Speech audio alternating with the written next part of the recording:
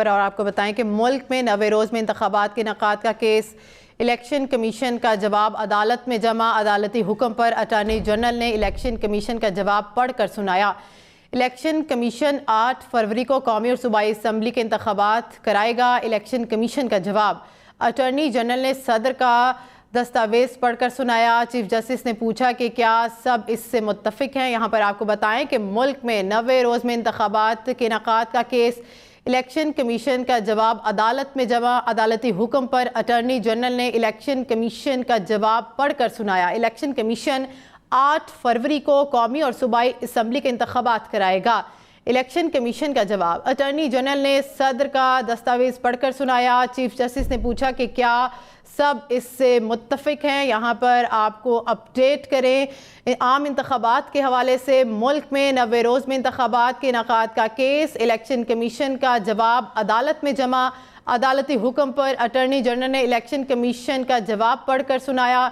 Election commission 8 फरवरी को कौमी और सूबाई असम्बली के इंतखाबात कराएगा। इलेक्शन कमीशन की जानिब से ये जवाब दिया गया। अटॉर्नी जनरल ने सदर का दस्तावेज़ात पढ़कर सुनाए। चीफ जस्टिस ने पूछा कि क्या सब इससे मुत्तफिक हैं। यहाँ पर आपको अपडेट करें मुल्क में आम इंतखाबात के हवाले से। तो मुल्क में 90 रोज़ में इंतखाबात के इनेकाद का केस, इलेक्शन कमीशन का जवाब अदालत में जमा। अदालती हुक्म पर अटॉर्नी जनरल ने इलेक्शन कमीशन का जवाब पढ़कर सुनाया। इलेक्शन कमीशन 8 फरवरी को कौमी और सूबाई असम्बली के इंतखाबात कराएगा। इलेक्शन कमीशन की जानिब से ये जवाब दिया गया है। अटॉर्नी जनरल ने सदर का दस्तावेज़ात भी पढ़कर सुनाए हैं।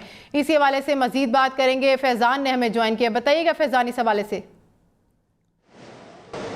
देखें, बिल्कुल समाज जो है वो बाकायदा तौर पर शुरू हो चुकी है। जजेस जो हैं वो कमरा अदालत में मौजूद हैं और अटॉर्नी जनरल जो हैं वो जैसे ही डाइस पे आए तो चीफ जस्टिस जो हैं काजी फाइज़ ईसा, उन्होंने अटॉर्नी जनरल से ये पूछा कि क्या आप दस्तावेज़ात लाए हैं, जिस पर अटॉर्नी जनरल ने ये बताया कि जी बिल्कुल मैं दस्तावेज़ात अपने हमरा लाया हूँ। उन्होंने उसके बाद जो है वो सदर का जो और इलेक्शन कमीशन का जो दस्तावेज़ात हैं उसको पढ़ के सुनाया और उसमें उन्होंने ये बताया कि इलेक्शन कमीशन जो है उसके ऊपर रजामंदी जाहिर कर दी है और उन्होंने लिख कर दे दिया है कि 8 फरवरी को वो पूरे मुल्क में सूबाई और कौमी असम्बली के जो इंतखाबात हैं उसका इनेकाद कराएंगे और सदर जो हैं वो भी इससे मुतफिक हैं। तो इस वक्त तक जो है वो ये दस्तावेज़ात जो हैं वो अदालत में पेश कर दी गई हैं, जिसका अदालत ने जो है वो आज मुतालबा किया था और उन्होंने कहा था कि ये दस्तावेज़ात जो हैं ये अपने हमरा लाएँ, क्योंकि सुबह भी जब ये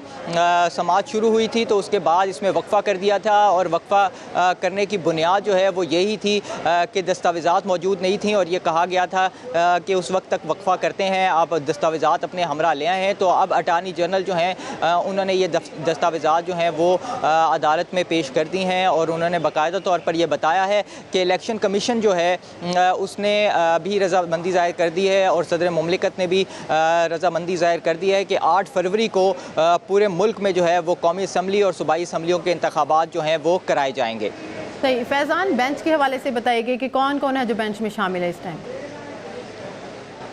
देखें, बिल्कुल जस्टिस काजी फाइज़ ईसा की सरबराही में ये बेंच जो है वो केस की समाअत कर रहा है और जब आज सुबह समाअत शुरू हुई तो उसी टाइम जो है वो दस्तावेज़ात ना होने की वजह से इसके अंदर वक्फ़ा किया गया था और अहम मामला है, ये मुल्क में इंतखाबात से मुतल्लिक मामला है। गुज़श्ता रोज़ भी इसके ऊपर जो है वो समाअत हुई थी और ये अदालत की जानिब से डायरेक्शंस दी गई थी, हिदायत की गई थी कि वो सदर और इलेक्शन कमीशन जो है वो आपस में एक साथ बैठें और मुल्क में इंतखाबात के हवाले से तारीख दें, जिस पर जो है वो 8 फरवरी की तारीख जो है उसको डन किया गया था। और आज बाकायदा तौर पर जब समाअत शुरू हुई तो दस्तावेज़ात जो हैं वो मांगी गई थी चीफ जस्टिस काजी फाइज़ ईसा की जानिब से और वही दस्तावेज़ात जो है वो अब पेश कर दी गई हैं, जिसमें ये बताया गया है कि 8 फरवरी को सदर और इलेक्शन कमीशन दोनों मुत्तफिक हैं कि 8 फरवरी